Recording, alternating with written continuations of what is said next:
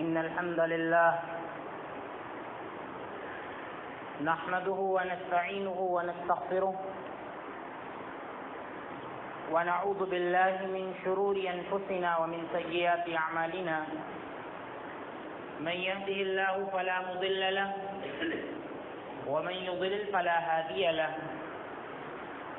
وأشهد أن لا إله إلا الله وحده لا شريك له وأشهد أن محمدا عبده ورسوله أما بعد فإن خير الحديث كتاب الله وخير الهدي هدي محمد صلى الله عليه وسلم وشر الأمور محدثاتها وكل محدثة بدعة وكل بدعة ضلالة وكل ضلالة في النار. أعوذ بالله من الشيطان الرجيم.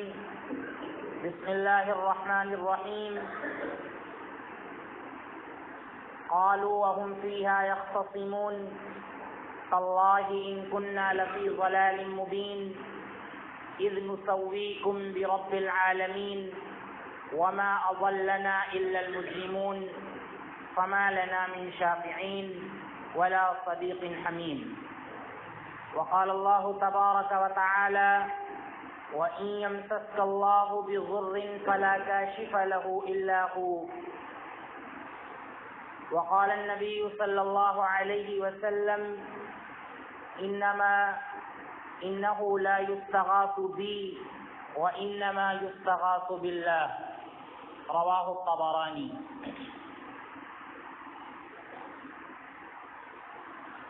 محترم اسلامی و دینی بھائیوں، پچھلے خطبہ جمعہ میں آپ کے سامنے آخرت کے احوال کے تعلق سے قرآن کریم کی آیات کی روشنی میں کچھ باتیں پیش کی گئی تھیں. اسی موضوع کو آگے بڑھاتے ہوئے آپ کے سامنے کچھ اور باتیں پیش کی جا رہی ہیں. آپ کے سامنے یہ بات آئی تھی کہ آخرت میں جو گمراہ لوگ ہوں گے ان کے 3 گروہ ہو جائیں گے. ایک تو وہ ہوں گے جو اپنی عبادت کو پسند کرتے تھے، یعنی وہ چاہتے تھے کہ لوگ ہماری عبادت کریں، ہماری پرستش کریں. تو یہ ایک گروہ ہوگا. ایک دوسرا گروہ ہوگا جو عبادت کرتے تھے، یعنی ان سے کہا گیا کہ غیر اللہ کی پرستش کرو، غیر اللہ کی عبادت کرو، تو انہوں نے نہ کچھ سوچا نہ سمجھا اور نہ قرآن کی آیات کا سہارا لیا، بلکہ وہ غیر اللہ کی عبادت کرنے لگے. تو یہ دوسرے لوگ ہوں گے. تیسری قسم کے لوگ وہ ہوں گے جو غیر اللہ کی عبادت کی طرف لوگوں کو بلاتے تھے. وہ قوم کے پیشوا تھے، اپنی عجیب و غریب شکل بنا کر، عجیب و غریب حلیہ بنا کر وہ لوگوں کو غیر اللہ کی عبادت کی طرف بلاتے تھے. تو یہ تیسرے لوگ ہوں گے. تو 3 طرح کے لوگ اللہ رب العالمین کے یہاں آخرت میں آپس میں جھگڑیں گے، لڑائی کریں گے اور ایک دوسرے کا جرم ایک دوسرے پر تھوپنے کی کوشش کریں گے. اسی کو اللہ رب العالمین نے قرآن کریم کے اندر ذکر کیا ہے کہ قالوا وهم فیہا یختصمون، کہ سب کے سب جہنم میں داخل کر دیے جائیں گے. تو آپس میں وہ جھگڑیں گے، لڑائی کریں گے، یعنی جو عبادت گزار تھے، جو غیر اللہ کی پرستش کرتے تھے، وہ بھی جھگڑیں گے. جن کی عبادت کی جاتی تھی وہ بھی اپنی حجت اور اپنے دلائل پیش کریں گے، اور جو لوگ گمراہی میں ڈالنے والے تھے، جو سردار تھے، جو پیشوا تھے، وہ بھی اپنے دلائل پیش کریں گے. تو آپس میں لڑیں گے، جھگڑیں گے. اللہ نے فرمایا کہ قالوا وهم فیہا یختصمون تاللہ ان کنا لفی ضلال مبین. جو لوگ عبادت کرتے تھے غیر اللہ کی، غیر اللہ سے دعائیں کرتے تھے، غیر اللہ سے مدد مانگتے تھے وہ قسم کھا کر کہیں گے کہ ان کننا لفی ضلال مبین، یقیناً ہم کھلی ہوئی گمراہی میں تھے، بالکل واضح گمراہی میں تھے۔ وہاں جا کر یہ اعتراف کریں گے۔ اصل میں انسان اپنی کوتاہی اور اپنی کمی اور اپنی غلطی کا اعتراف اور احساس اس وقت کرتا ہے جب اس پر کوئی مصیبت آ جاتی، اور جہنم یہ سب سے بڑی مصیبت ہوگی، اس سے بڑی کوئی مصیبت نہیں ہے، اور جنت سے بڑی کوئی نعمت نہیں ہے، اور جہنم سے بڑی کوئی مصیبت نہیں ہے۔ تو جب یہ تینوں قسم کے لوگ جہنم میں داخل کر دیے جائیں گے تو ان میں سے جو عبادت گزار سے عبادت کرتے تھے غیر اللہ کی، وہ کہیں گے کہ اذ تاللہ ان کننا لفی ضلال مبین، اللہ کی قسم ہم تو کھلی ہوئی گمراہی میں تھے۔ کیوں کھلی ہوئی گمراہی میں تھے؟ خود وہ کہیں گے اس کا اعتراف کرتے ہوئے کہ اذ نسویکم برب العالمین، اذ نسویکم برب العالمین، کیونکہ ہم نے تم جیسوں کو رب العالمین کے برابر سمجھ لیا تھا، ہم نے تم جیسوں کو رب العالمین کے برابر سمجھ لیا تھا، تم کو اس اللہ کے برابر سمجھ لیا تھا جو تمام جہانوں کا پالنہار ہے۔ اس حقیقت کو آپ سمجھیے، موجودہ تناظر میں دیکھیے آپ کہ دنیا میں یہی ہو رہا ہے کہ خالق کی مثال، اللہ کی مثال مخلوق سے دی جاتی ہے۔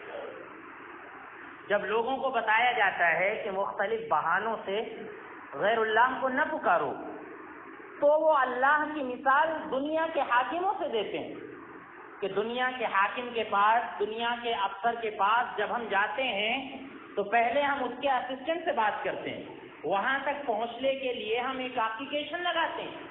یا اسی طرح سے مثال دیتے ہیں کہ جب کنویں سے پانی نکالنا ہوتا ہے تو ہم ڈول اور رسی کا سہارا لیتے ہیں، یا کنویں سے ہم کو پانی نکالنا ہوتا ہے تو ہم موٹر کا سہارا لیتے ہیں، یا ہم ہینڈ پائپ کا سہارا لیتے ہیں، تب جا کے پانی نکلتا ہے۔ تو جب یہ پانی خود سے نہیں نکل سکتا اور دنیا کا ایک معمولی سا افسر ہماری بات بغیر کسی سوچ اور سفارش کے نہیں سن سکتا، تو وہ اللہ ہماری کیسے سنے گا؟ اسی لیے ہم وسیلہ اختیار کرتے ہیں، اسی لیے پہلے ہم اللہ کے اسسٹنٹ کو پکارتے ہیں، نعوذ باللہ، ہم ان شریکوں کو پکارتے ہیں، ان کے ذریعے ہم اللہ کا وسیلہ تلاش کرتے ہیں، ان کے ذریعے ہم اللہ تک پہنچنے کی کوشش کرتے ہیں۔ تو آپ دیکھیے خود وہاں اعتراف کریں گے کہ تم نے جو ہے، تمہارے اندر اتنی عقل نہیں تھی کہ تم نے اس اللہ کو جو تمام جہانوں کا پالنہار ہے اس کو دنیا کے حاکموں اور افسروں کے برابر قرار دیا تم نے، جبکہ اللہ فرماتا ہے نبی صلی اللہ علیہ وسلم کو مخاطب کر کے کہ وَإِذَا سَأَلَكَ عِبَادِي عَنِّي فَإِنِّي قَرِيبٌ أُجِيبُ دَعْوَةَ الدَّاعِ إِذَا دَعَانِ، کہ اے محمد صلی اللہ علیہ وسلم، آپ سے میرے بندے میرا پتہ پوچھتے ہیں، میرے بارے میں پوچھتے ہیں کہ اللہ کہاں ہے، اللہ کیسے سنتا ہے، اللہ ہر شخص کی سنتا ہے یا نہیں، اس طرح کے سوالات اے نبی صلی اللہ علیہ وسلم آپ سے میرے بندے کرتے ہیں، تو آپ ان کو باخبر کر دیجئے، آپ ان سے کہہ دیجئے کہ انی قریب، میں اپنے بندے کے بہت قریب ہوں، اجیب دعوت الداعی اذا دعانی، میں پکارنے والے کی پکار کو سنتا ہوں جب وہ مجھ کو پکارتا ہے، جب وہ مجھ کو پکارتا ہے تو میں پکارنے والے کی پکار کو سنتا ہوں۔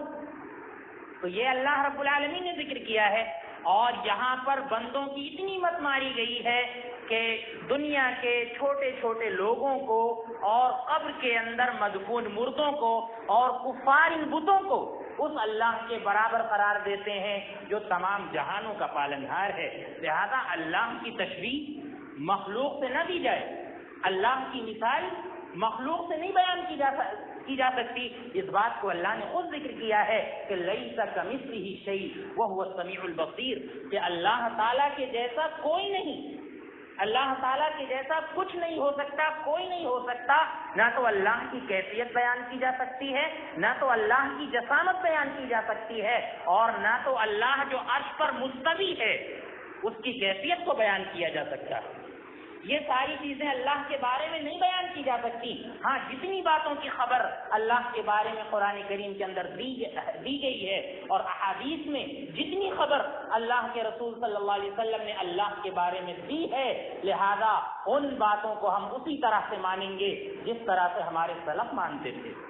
لہذا اس بات کو دنیا ہی کے اندر بہت اچھی طرح سے ہم کو سمجھ لینا چاہیے. لڑنا جھگڑنا نہیں چاہیے، دلیلوں کو آپس میں ٹکرانا نہیں چاہیے کہ ہم اپنی دلیل دیں تم اپنی دلیل دو، آؤ دیکھیں کون حق پر ہے. اس طرح دنیا میں آج بہت ہو رہا ہے. دنیا میں مناظرے اور چیلنج بہت ہو رہے ہیں، لیکن ان چیلنجز سے ہٹ کر، ان مناظروں سے ہٹ کر ہر شخص اپنی آخرت کی فکر کر لے کہ یقیناً وہاں اللہ رب العالمین حق اور باطل کو بالکل الگ کر دے گا، اور وہاں پر جب کافروں کو اور بت پرستوں کو جہنم کے دہانے پر کھڑا کیا جائے گا تو آرزو کریں گے کہ وَلَوْ تَرَىٰ إِذْ وُقِفُوا عَلَى النَّارِ فَقَالُوا يَا لَيْتَنَا نُرَدُّ وَلَا نُكَذِّبُ. اور جب ان کو جہنم کے دہانے پر کھڑا کیا جائے گا تو وہ کہیں گے اے اللہ تو مجھ کو ایک مہلت دے دے، مجھ کو دنیا میں بھیج دے، میں جاؤں گا اور اے اللہ کبھی بھی تجھ کو نہیں جھٹلاؤں گا، تیرے رسولوں کو نہیں جھٹلاؤں گا، تیری آیات کو نہیں جھٹلاؤں گا، اے اللہ مجھ کو ایک موقع دے دے. تو وہاں پر یہ بندے اللہ رب العالمین سے یہ گزارش کریں گے، لیکن وہاں پر اللہ رب العالمین کبھی بھی ہم کو مہلت نہیں دے گا. اور اللہ حقیقت بندوں کی فطرت اور کافروں کی فطرت بیان کرتے ہوئے اللہ کہتا ہے کہ وَلَوْ رُدُّوا لَعَادُوا لِمَا نُهُوا عَنْهُ، اگر ان کو دنیا میں واپس بھیج دیا جائے تو وہ پھر وہی کام کریں گے جس سے ان کو روکا گیا ہے. یہ بات نہیں آئیں گی اپنی حرکتوں سے، وہی کام کریں گے جس سے ان کو روکا گیا ہے. تو اچھی طرح سے سمجھ لینا چاہیے کہ وسیلے کے نام پر یا سورس اور سفارش کے نام پر کبھی بھی ان دنیا کے حاکموں کو، دنیا کے افسروں کو اللہ کے برابر نہیں سمجھنا چاہیے، اور نہ تو اللہ کی مثال ان دنیا کے حاکموں سے دینا چاہیے. اللہ فرماتا ہے کہ وَنَحْنُ أَقْرَبُ إِلَيْهِ مِنْ حَبْلِ الْوَرِيدِ، میں اپنے بندے سے شہ رگ سے بھی زیادہ قریب ہوں. شہ رگ، یہ جو رگ ہوتی ہے شہ رگ اس کو بولتے ہیں، اس رگ سے بھی زیادہ اللہ رب العالمین اپنے بندوں سے قریب ہے. اللہ تعالیٰ کو پکارو. ہاں اتنا ضرور ہے کہ اللہ نے قرآن میں کہا ہے کہ یا ایھا الذین آمنوا اتقوا اللہ وابتغوا الیہ الوسیلہ، کہ اے ایمان والو اللہ سے ڈرو اور اس تک پہنچنے کے لیے، یعنی اللہ تک پہنچنے کے لیے وسیلہ تلاش کرو. تمہارے پاس اگر وسیلہ نہیں ہے تو تم اللہ تک نہیں پہنچ سکتے. یہ حقیقت ہے، اللہ نے اس کو بیان کیا ہے، لیکن بڑی وضاحت کے ساتھ اللہ کے نبی صلی اللہ علیہ وسلم نے وسیلے کو بھی حدیث کے اندر بیان کر دیا ہے کہ وسیلہ آیا کہتے کسے ہیں. اللہ کے نبی صلی اللہ علیہ وسلم نے فرمایا کہ سب سے بڑا وسیلہ اللہ تعالیٰ تک پہنچنے کا سب سے بڑا ذریعہ یہ ہے کہ انسان فرائض کی ادائیگی کرے. یہ سب سے بڑا وسیلہ ہے اللہ تک پہنچنے کا. یہ اللہ کے نبی صلی اللہ علیہ وسلم نے خود بیان کیا ہے. اللہ کے نبی صلی اللہ علیہ وسلم فرماتے ہیں کہ بندہ فرائض کی پابندی کرتا ہے یہاں تک کہ بندہ جو ہے اللہ رب العالمین سے بالکل قریب ہو جاتا ہے، اللہ کو پکارتا ہے. ایک ہاتھ اگر جو ہے بندہ اللہ کی طرف آتا ہے تو اللہ رب العالمین اس کی طرف جو ہے اس سے زیادہ بڑھ کر آتا ہے. بندہ ایک بالش اگر قریب ہوتا ہے تو اللہ رب العزت ایک ہاتھ اس سے قریب ہوتا ہے. تو اس طرح جو ہے اللہ تعالیٰ کی قربت تلاش کی جاتی ہے کہ نیک عمل کر کے جو اللہ رب العالمین نے جو چیزیں فرض کی ہیں ان کی ادائیگی کر کے اللہ تعالیٰ سے قریب ہوا جائے. اس کے بعد پھر نوافل ہیں، پھر جتنے نیک اعمال ہیں، نیک اعمال کا وسیلہ اختیار کریں. آپ بڑا لمبا واقعہ اللہ کے نبی صلی اللہ علیہ وسلم نے بیان کیا کہ 3 لوگ جب غار میں پھنس گئے تھے تو تینوں نے اپنے اپنے نیک عمل کا وسیلہ اختیار کیا تھا کہ اللہ اگر ہم نے اپنی ماں کی خدمت تیری رضا کے لیے کی ہے تو اللہ تو اس چٹان کو ہٹا دے.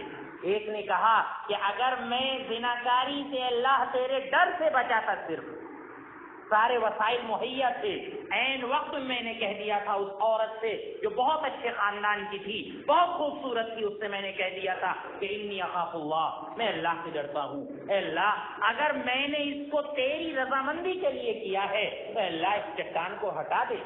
تو تینوں نے اپنے اپنے عمل کا وسیلہ اختیار کیا تھا، واسطہ دیا تھا، لہذا اللہ رب العالمین نے اس چٹان کو ہٹا دیا. تو یہ وسیلہ ہے. ہم کسی نیک انسان سے، زندہ انسان سے یہ کہیں کہ بھائی آپ ہمارے لیے اللہ سے دعا کر دیجئے، آپ ہمارے لیے اللہ سے دعا کر دیجئے، تو نیک انسان کی دعا کا وسیلہ اختیار کیا جا سکتا ہے، یہ وسیلہ۔ باقی ناجائز وسیلے جو دنیا میں مشہور ہیں، جن کو لوگ اختیار کرتے ہیں اور جن کو اس طرح سے اختیار کیا جاتا ہے کہ مخلوق کو خالق کے درجے تک پہنچا دیا جاتا ہے، یہ سب ناجائز ہیں، حرام ہیں اور شرک اکبر ہے۔ یہ بہت بڑا شرک ہے، شرک اکبر نہیں ہے، یہ چھوٹا شرک نہیں ہے، یہ شرک اکبر ہے، بہت بڑا شرک ہے کہ جس کو اللہ رب العالمین معاف نہیں کرے گا۔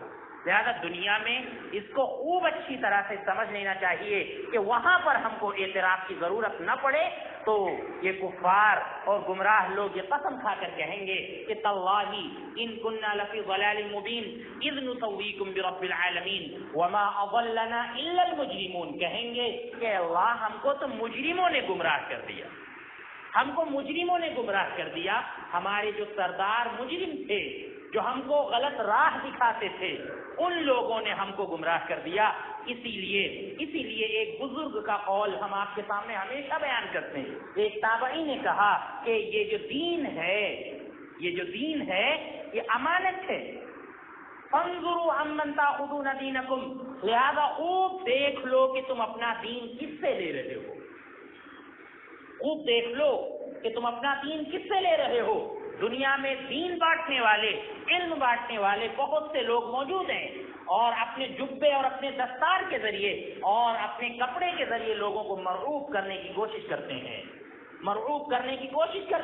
اور اپنے بس میں لوگ کرنے کی کوشش کرتے ہیں، اور لوگ ان کے جبے اور دستار کو دیکھ کر اور ان کی چکنی چپڑی باتوں کو دیکھ کر ان کے کہنے میں آ جاتے ہیں، حالانکہ ان کی باتوں کا کوئی سرا اور کوئی پیر نہیں ہوتا، کہاں سے وہ بات شروع کر رہے ہیں، کہاں پر ختم کر رہے ہیں، کچھ پتہ نہیں ہوتا۔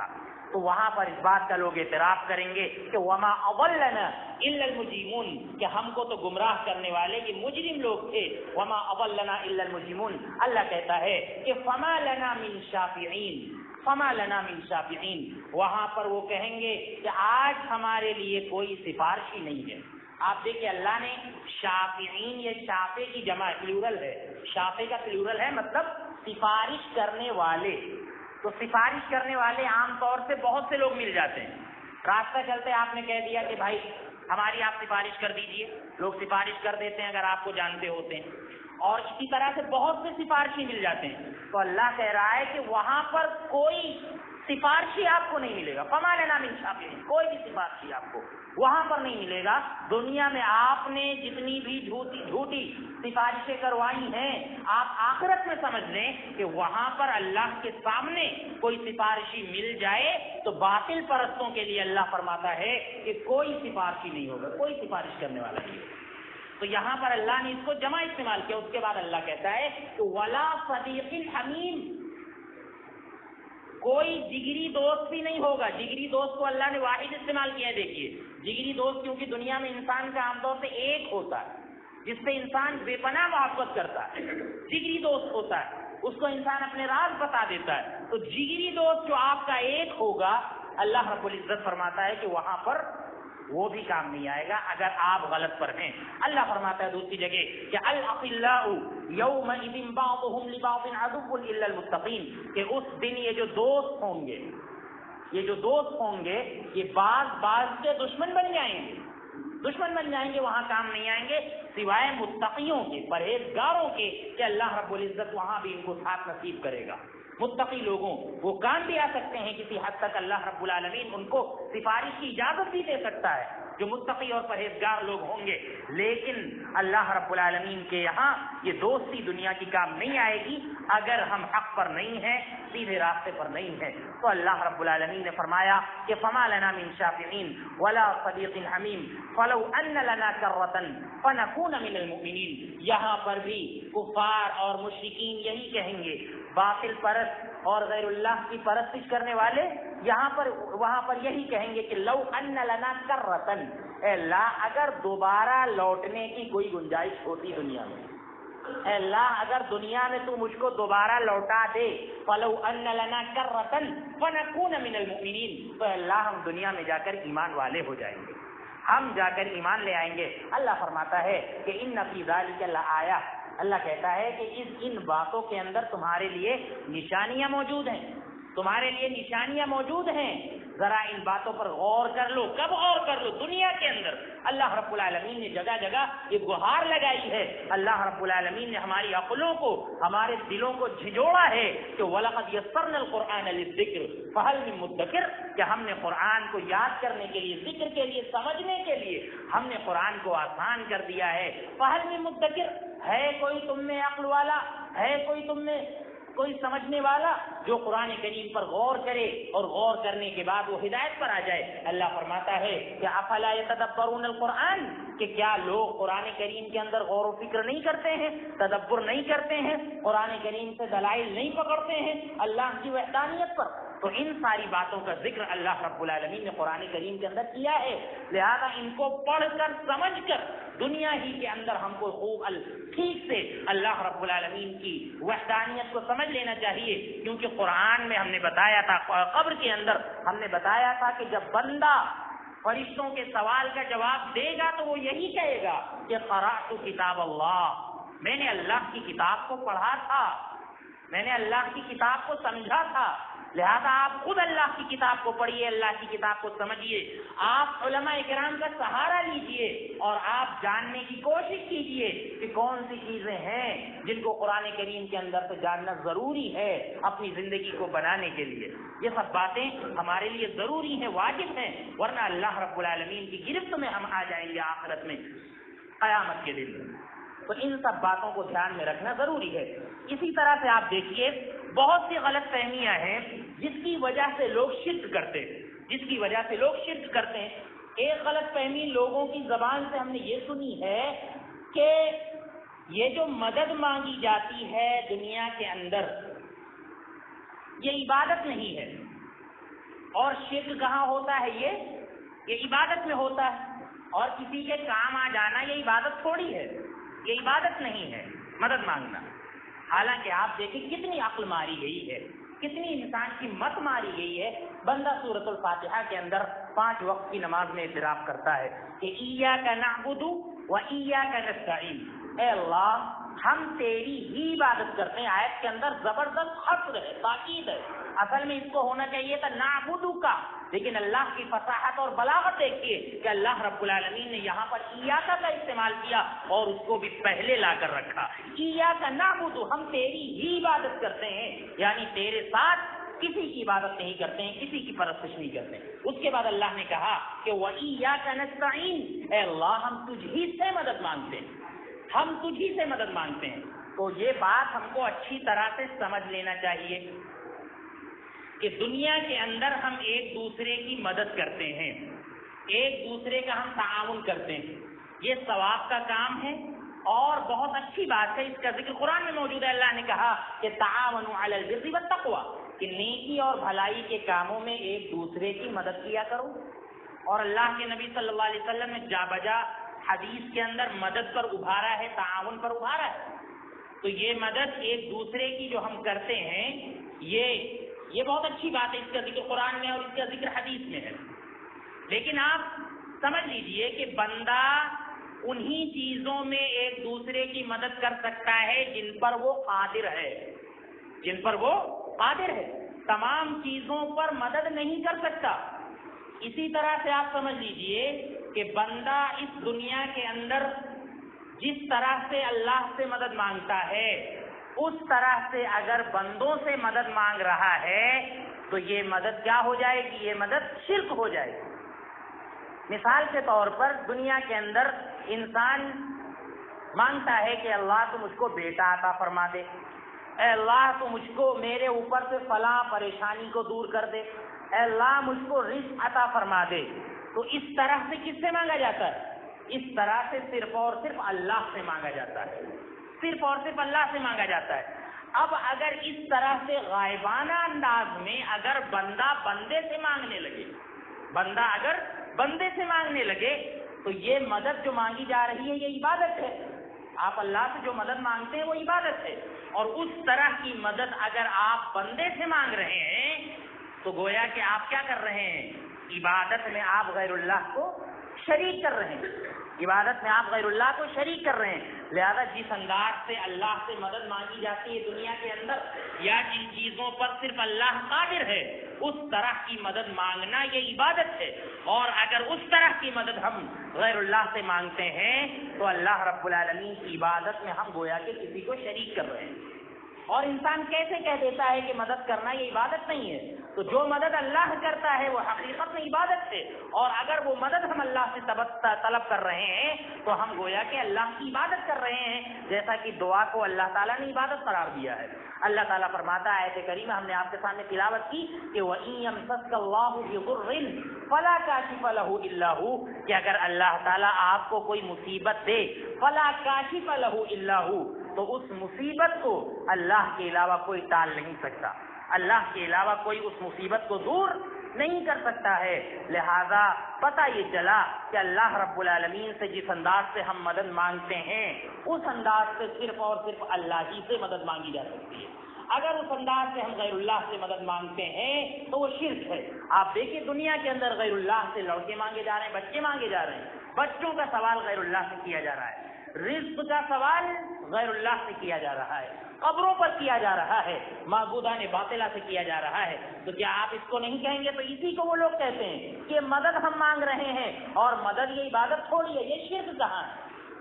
تو آپ کو بات سمجھ میں آئی کہ نہیں؟ یہ شرک ہے، کیونکہ آپ اس طرح سے غیر اللہ سے مانگ رہے ہیں جس طرح سے اللہ سے مانگا جاتا ہے، اور وہ چیز غیر اللہ سے آپ مانگ رہے ہیں کہ جس پر غیر اللہ قادر نہیں ہے اور اس حالت میں قادر نہیں ہے۔ ایک تو بچہ لڑکا دینے پر قادر نہیں ہے، دوسرا یہ کہ وہ قبر کے اندر جا چکا ہے، لہذا اب تو وہ آپ کی کچھ مدد نہیں کر سکتا۔ پتہ یہ چلا کہ غیر اللہ کی سے مدد مانگنا یہ کیا ہے؟ شرک ہے۔ غیر اللہ سے، اللہ کے علاوہ جو لوگ ہیں ان سے انہی کاموں میں مدد مانگی جا سکتی ہے جن پر وہ قادر ہیں، لہذا اس بات کو اچھی طرح سے سمجھ لینی چاہیے۔ اللہ کے رسول صلی اللہ علیہ وسلم کے زمانے میں ایک منافق تھا، منافقوں کا سردار عبداللہ بن ابی بن سلول۔ یہ مسلمانوں کو تکلیف دیا کرتا تھا، پریشان کیا کرتا تھا۔ لوگوں نے ابو بکر صدیق رضی اللہ عنہ کو پکڑا اور لے کر اللہ کے نبی صلی اللہ علیہ وسلم کے پاس آئے، اور آ کر اللہ کے نبی صلی اللہ علیہ وسلم سے کہا کہ اے نبی صلی اللہ علیہ وسلم، ہم آپ سے مدد مانگتے ہیں، ہم آپ سے استغاثہ کرتے ہیں کہ یہ جو منافق ہم کو تکلیف دے رہا ہے یہ ہم کو تکلیف نہ دے، آپ ہماری مدد کریے، آپ ہماری مدد کر دیجیے۔ اس وقت اللہ کے نبی صلی اللہ علیہ وسلم نے کیا کہا تھا؟ آپ غور کریے۔ اس وقت اللہ کے نبی صلی اللہ علیہ وسلم نے کہا تھا کہ انہ لا یستغاث بی وانما یستغاث باللہ، کہ ہم جیسوں سے استغاثہ نہیں کیا جاتا ہے، استغاثہ تو اللہ سے کیا جاتا ہے۔ ہم جیسوں سے مدد نہیں مانگی جاتی، مدد تو اللہ سے مانگی جاتی۔ آپ دیکھیے دنیا کے اندر اللہ کے نبی صلی اللہ علیہ وسلم بھی جب آپ باحیات تھے ایک دوسرے کی مدد کرتے تھے، جن چیزوں میں آپ کام آ سکتے تھے ان میں کام آتے تھے، اور یہاں پر بھی اللہ کے نبی صلی اللہ علیہ وسلم اب رئیس المنافقین کو جا کر جھڑک دیتے، جا کر کچھ کہہ دیتے اور مسلمانوں کی مدد آپ کر سکتے تھے، لیکن اس لفظ کا اللہ کے نبی صلی اللہ علیہ وسلم نے ادب کیا کہ اصل جو استغاثہ کیا جاتا ہے اور اصل جو مدد کرنے کی جو ذات ہے وہ اللہ رب العالمین کی ذات ہے۔ ہم جیسوں سے استغاثہ نہیں کیا جاتا ہے، استغاثہ تو اللہ سے کیا جاتا ہے۔ کتنی واضح بات اللہ کے رسول صلی اللہ علیہ وسلم بیان کر دی ہے کہ جب آپ صلی اللہ علیہ وسلم زندگی میں یہ کہہ رہے ہیں تو آپ صلی اللہ علیہ وسلم کی وفات کے بعد آپ کی قبر پر جا کر مدد مانگنا، قبر پر جا کر سوال کرنا، اور اس کے بعد دیگر جو لوگ قبر کے اندر مدفون ہیں ان سے جا کر سوال کرنا، یہ کیا معنی رکھتا ہے؟ لہذا ان باتوں کو بہت ہی اچھی طرح سے ہم کو دنیا کے اندر سمجھ لینا چاہیے، ورنہ آخرت میں جو ہم دلائل دیں گے اور ایک دوسرے سے جو جھگڑیں گے یہ کام نہیں آئے گا۔ اور دنیا کے اندر ہم کو یہ بھی اچھی طرح سے جان لینا چاہیے کہ ہم کو علم کی باتیں کس سے لینی ہیں اور کس سے نہیں لینی ہے، اس چیز کا شعور ہم کو اپنے اندر پیدا کر لینا چاہیے۔ اللہ رب العزت ہمیں ان باتوں کو سمجھنے کی اور ان پر عمل کرنے کی توفیق عطا فرمائے۔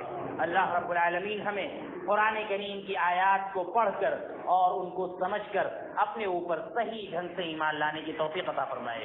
اے اللہ تو ہمیں شرک و بدعات سے محفوظ فرما، اے اللہ تو ہمیں اپنی زیادہ سے زیادہ عبادت کرنے کی توفیق عطا فرما۔